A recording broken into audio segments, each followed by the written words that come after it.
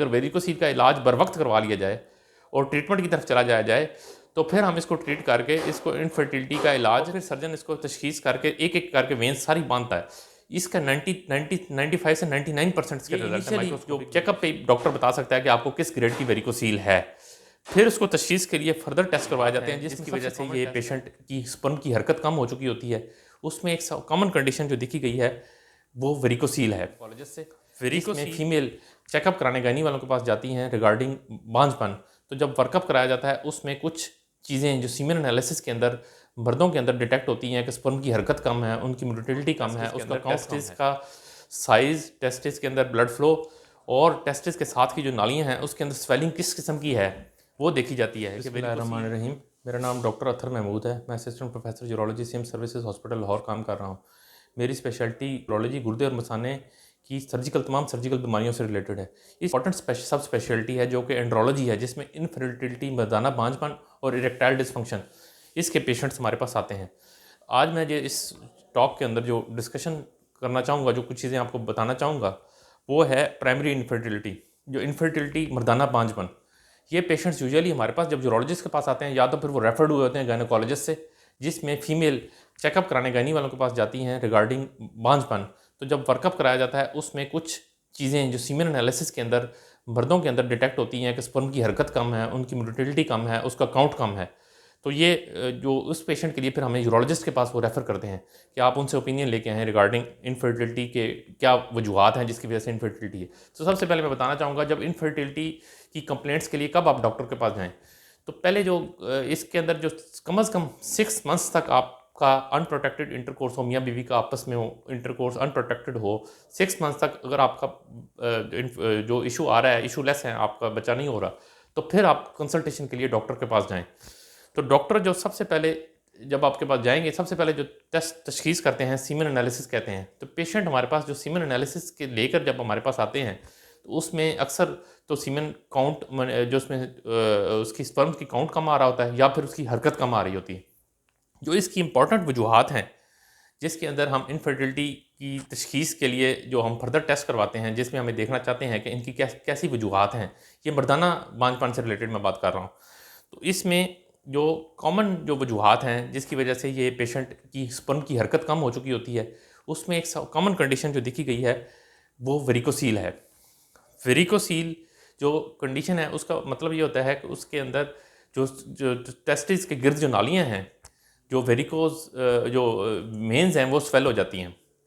जो स्वेलिंग हो जाती है उसकी वजह से स्पर्म्स के पैरामीटर डिस्टर्ब हो जाते हैं, स्पर्म की हरकत कम होती है। वो कुछ ऐसे इन्फ्लेमेटरी मार्कर्स पैदा करते हैं जो कि स्पर्म की हरकत को कम कर देते हैं, और यूँ अगर वो अनट्रीटेड रह जाए लंबे अरसे के लिए तो वो उसके अंदर उसकी हरकत के साथ साथ उसका काउंट भी कम होना शुरू हो जाता है, जिसकी वजह से पेशेंट को बांझपन की शिकायत होती है और उसको 2-3 साल फर्दर ट्रीटमेंट चाहे कर भी लें फिर भी उसमें बच्चे नहीं हो रहे होते। वो जनरल प्रैक्टिशनर से इलाज कराते रहते हैं। तब आप यूरोलॉजिस्ट के पास आते हैं तो हम सबसे पहले जो इन्वेस्टिगेशन रिपीट करते हैं, हम कहते हैं सीमेन एनालिसिस आप रिपीट करवाएं, और उसके बाद हम क्लिनिकल उसका एग्जामिनेशन भी करते हैं जब पेशेंट विजिट पे आता है, जिसके अंदर हम चेक करते हैं टेस्टिस का साइज़ क्या है, उसकी वेरिकोसील की वजह से टेस्टिस के साइज़ में कोई कमी तो नहीं होगी, या उसके अंदर कोई और कोई स्वेलिंग वगैरह तो नहीं है साथ उसके।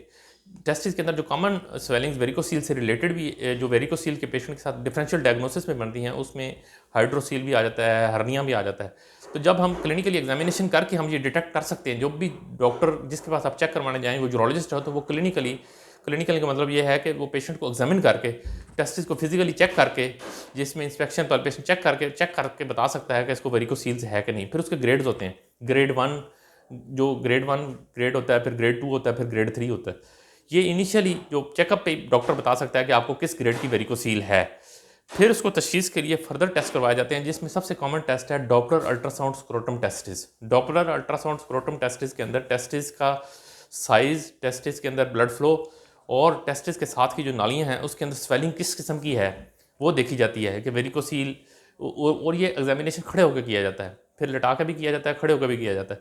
तब हम डिटेक्ट करके तशखीस करके कंप्लीट तौर पे कह सकते हैं कि पेशेंट को वेरिकोसील है। फिर वेरिकोसील्स का जब वेरिकोसील इनफर्टिलिटी के पेशेंट्स में डिटेक्ट हो जाती है तो इसके अंदर ये तकरीबन जब इनफर्टिलिटी के हम पेशेंट देखें तो 30% 40% जो पेशेंट्स हैं जो इनफर्टिलिटी के साथ आते हैं, अगर उनका हम ये टेस्ट करवाएं वेरिकोसील का, तो उसमें अंदर वेरिकोसील निकलती है।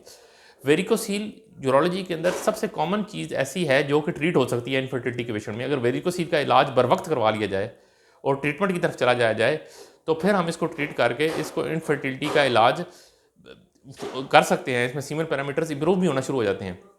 जब वेरिकोसील डिटेक्ट हो जाए और इसका ट्रीटमेंट एडवाइस कर दिया जाए आपको, तो फिर इसके मुख्तलिफ़ किस्म के तरीके हैं जो आज मैं बताना चाहूँगा। इसके अंदर पहले जो कन्वेंशनल तरीका था, जो पहले होता था, उसके अंदर ओपन सर्जरी की अप्रोच के साथ वेरिकोसील की जो नालियाँ हैं, जो टेस्टिस के गिर्द नालियाँ हैं, उनको ऊपर पेट के ऊपर से इंसिजन दे के उस नालियों को बांध दिया जाता था, ताकि वो नीचे की तरफ जो खून का फ्लो है, जिसकी वजह से टेस्टिस की नालियाँ फूली हुई हैं, वो बंद हो जाए।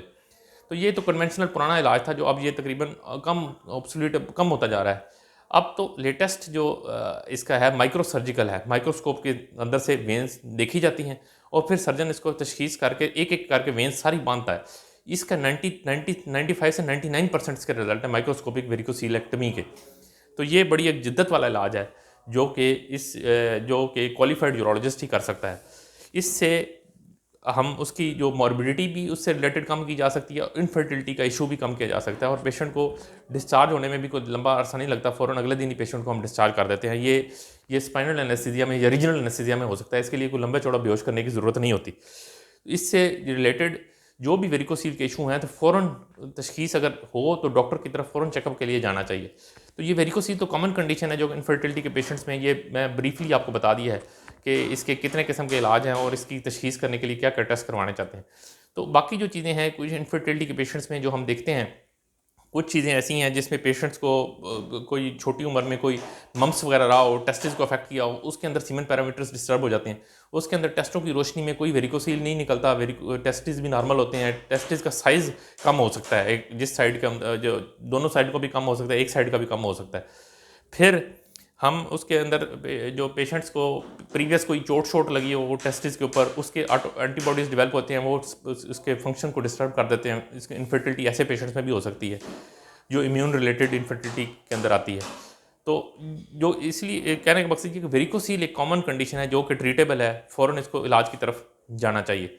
और उसका सर्जिकल इलाज है जो माइक्रोस्कोपिक वेरिकोसिलेक्टमी के ज़रिए होता है, तो उसको हम एडवाइस कर सकते हैं और उसको जो है पेशेंट्स को वो अडॉप्ट करना चाहिए ताकि उसका बर वक्त ट्रीटमेंट हो जाए और बांझपन का इलाज हो जाए। शुक्रिया।